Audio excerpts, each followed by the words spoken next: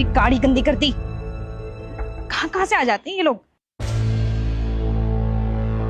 सुमन तू? सिमरन तू तू यहाँ कैसी है यार?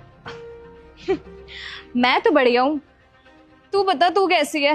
वैसे तेरी हालत देख के लग नहीं रहा कि तू ठीक होगी। खैर ये सब छोड़, तू बता तू यहाँ क्या कर रही है? वो मैं यहाँ प्रॉपर्टी का काम। क्या प्रॉपर्टी? तू ब्रोकर का काम करती है? बेचारी कमीशन लेके अपना घर चलाती है।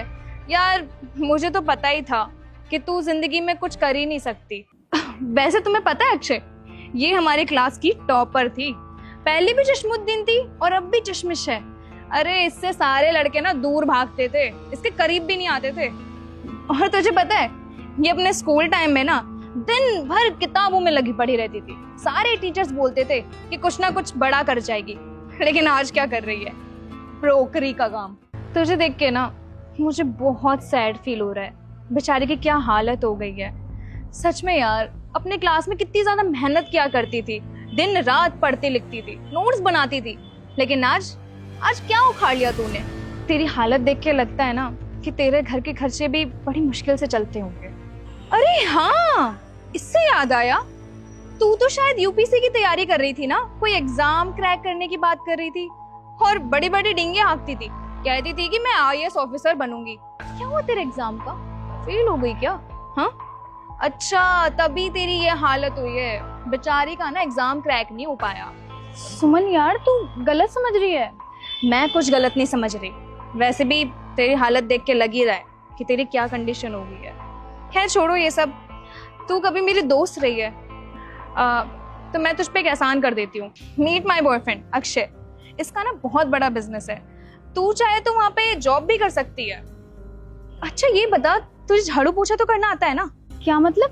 अरे हमारे यहाँ पे तुम जैसी लड़कियों के लिए ना सिर्फ झाड़ू पोछे की नौकरी है, क्योंकि तू वही कर सकती है, शायद वही आता होगा। क्योंकि तू पढ़ाई लिखाई करके कुछ उखाड़ तो नहीं पाई, कम से कम झाड़ू पोछा ही कर ले, इससे तेरा घर तो चल जाएगा, 4 पैसे तो कमा लेगी तू। सुमन तू आज भी नहीं बदली ना, पहले भी ऐसी थी और आज भी ऐसी है। और हाँ, मुझे किसी जॉब की जरूरत नहीं है, मैं इतनी काबिल हूँ कि खुद कमा सकती हूँ और अपना गुजारा खुद कर सकती हूँ।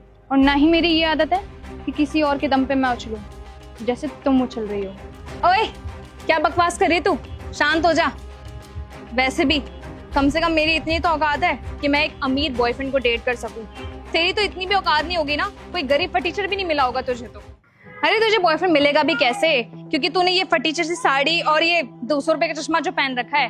पता है तेरा मेरा स्टैंडर्ड ना शुरू से मैच नहीं करता था, क्योंकि मेरा स्टैंडर्ड कहाँ और तेरा कहाँ, यू नो, समझ रही होगी तू मेरी बात। देख मुझे सफाई देने की जरूरत नहीं है कि मैं क्या हूँ और क्या नहीं। जय हिंद मैम, आप यहाँ पर खड़ी हैं? चलिए मैम, सीएम सर के साथ आपकी मीटिंग है। वेट अ मिनट, ये आप इसे मैम क्यों बोल रहे हो? और इसकी मीटिंग सीएम सर के साथ? इम्पॉसिबल। क्या बकवास कर रही हैं आप?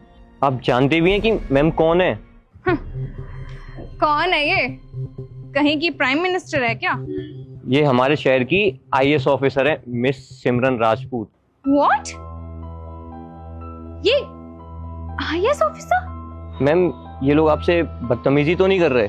नहीं, ये सब करने की जरूरत नहीं है। और वैसे भी ये मेरी स्कूल फ्रेंड है, इसका बिहेव शुरुआत से ऐसे ही रहा है। सिमरन तू आईएएस ऑफिसर है क्या? तूने मुझे फिर अब तक बताया क्यों नहीं? देखना खामखा मैंने तुझसे मजाक में बहुत कुछ बोल दिया। तू मेरा मजाक नहीं उड़ा रही थी, तू मेरी बेइज्जती कर रही थी, और तू बेइज्जती करने में इतनी मशरूफ हो गई कि तूने मुझे बोलने का मौका ही नहीं दिया। खैर छोड़ो, तू मेरी बातों को कभी समझ नहीं सकती और तुझे समझाने का कोई फायदा भी नहीं है। और हाँ, तुम ना मेरी स्कूल टाइम पे दोस्त थी और ना अब हो, और वैसे भी तुम जैसी घमंडी लड़की मेरी कभी दोस्त नहीं बन सकती। और हाँ, एक बात और कहना चाहूंगी, कभी किसी को जज नहीं करना चाहिए, कब किसी का टाइम बदल जाए कुछ पता नहीं है। अच्छा ठीक है, मैं चलती हूँ, तेरी वजह से मैं अपना कीमती वक्त जाया नहीं कर सकती।